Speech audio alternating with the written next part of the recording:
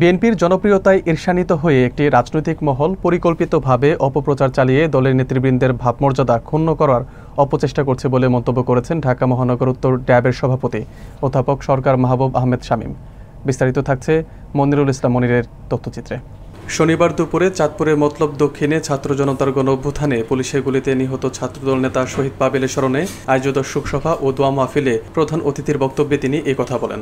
তিনি বলেন, তারুণ্যের অহংকার তারেক রহমান একজন বিচক্ষণ ও দক্ষ রাজনীতিক। তিনি তার পিতার আদর্শে অনুপ্রাণিত হয়ে সারা দেশ ঘুরে বেরিয়েছেন এবং দেশে মানুষের হৃদয়ে স্থান করে নিয়েছেন।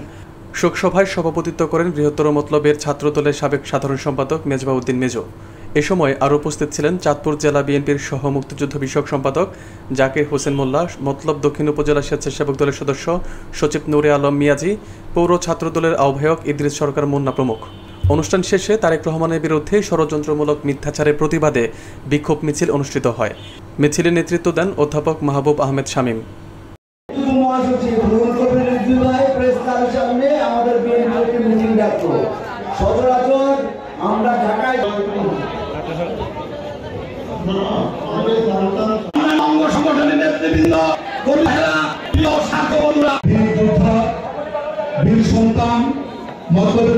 বাংলাদেশের মানুষ বারবার প্রমাণ করেছে, জিয়াউর রহমান সেই স্বাধীনতা যুদ্ধ থেকে শুরু করে দেশের যতগুলো ক্রান্তিকাল ছিল সব জায়গার মধ্যে